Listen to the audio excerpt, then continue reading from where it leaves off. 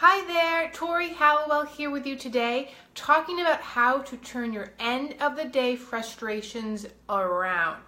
Before we jump into this week's topic, I just want to introduce myself. Like I said, my name is Tori, and I help young professionals who are feeling disconnected from their career, who are feeling stuck, and are possibly headed for burnout and just don't know what to do. I work with those young professionals to get them back on track, to help them find balance and ultimate happiness and joy in life.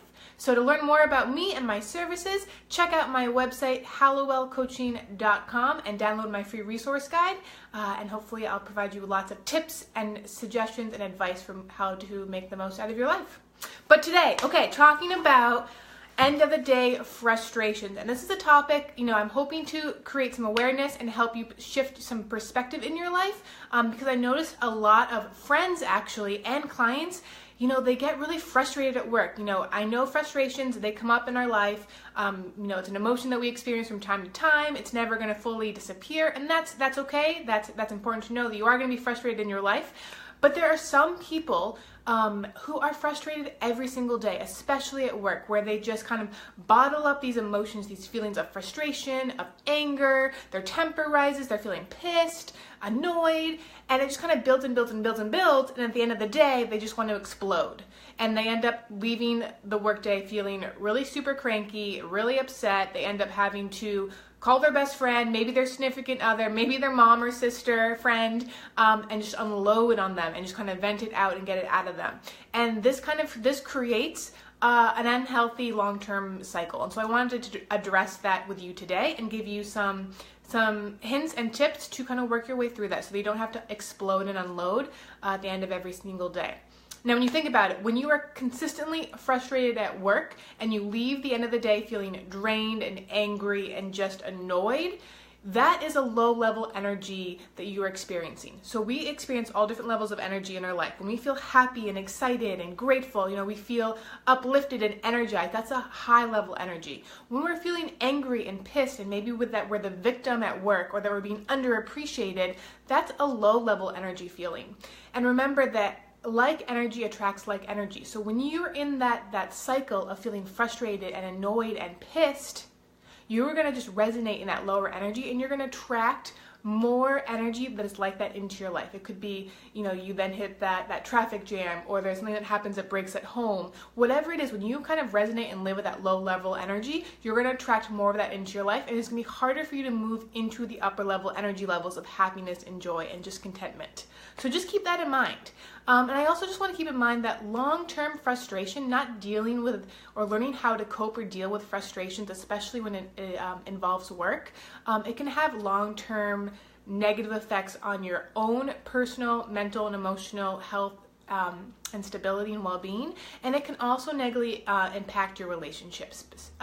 In particular, your significant other. If they're kind of every day, they're the person who listens to you be frustrated and they want to help you and support you, and you just come home and you're really frustrated every single day. It can really have damaging effects on your relationship. So today we're going to talk about how to better cope with end of the day frustrations so that you can leave work and hopefully feel a little bit better and have some time to decompress before you walk through the door at the end of the day. So frustration, when you're feeling frustrated and when you're feeling pissed and your temper is rising, I want you to take a step back and really ask yourself, how is this frustration serving me? How is it serving me in this moment? It's not, right? We know that. It's not. I know it can be hard to step out of that cycle and to remove yourself from those emotions, but it's not serving you. You know that. And instead, what is it costing you? What is living in the land of frustration and anger and and annoyance? What is that costing you? Your health and your relationships, and it's costing you quite a lot, especially if this has been happening day after day, for weeks or for months. We want to figure out a way to cut it out and to get a better solution out of it. So I want to remind you, we don't often think about this. Frustration comes from a couple things. We as humans, we like to be in control. We like to be in control of our actions, our thoughts, what's going around us, the way that we interact and work through our work days. And when we're not in control, when that control is taken away from us or it's compromised, then we get frustrated. when we set expectations, and we set expectations all day long for everything. Everything in our life has some sort of subconscious expectation. We expect, our breakfast to taste a certain way, work to go a certain way, the project we've been working on for months to be delivered a certain way. So when we have expectations that are set, when they are not met, when they are compromised, or when they are outwardly affected or manipulated by outward forces, like a boss, for example, then we get frustrated, right? We get frustrated. And lastly, when our values are being compromised or not being honored, or if they are under attack, then we also get frustrated. So those three things: control, values, and lack of expectations. So I'm not at all saying to you that you need to not have expectations or that you should be settling in your life. I am never ever going to say that to you because I don't believe in that. In fact, you should always be striving for more and kind of rising above, working towards a goal. But I just want to remind you that when you're getting frustrated throughout the workday in particular, or when you're really frustrated at the end of the workday and you're kind of reflecting on the day, what I want you to reflect on, instead of like blaming other people or playing the victim role, is I want you to reflect on what were the expectations you had going into your workday, and where were you hoping to be in control, and what are your top values, and take a step back and ask yourself, okay, now that I know that these are three areas that I need to be thinking about, where in the day did I feel out of control? Where were my values being attacked? And where were the expectations I had? Where were they being compromised? Where were I not hitting that expectation, and why? What were the reasons? What were the causes? What were the external factors or forces that influenced that? And really being able to take a step back and recognize and realize that, hey, it's not you, right? It's not you, but we don't necessarily need to place blame, but instead we can rewire and reframe our thoughts and our perspective around our expectations, around our need of being in control.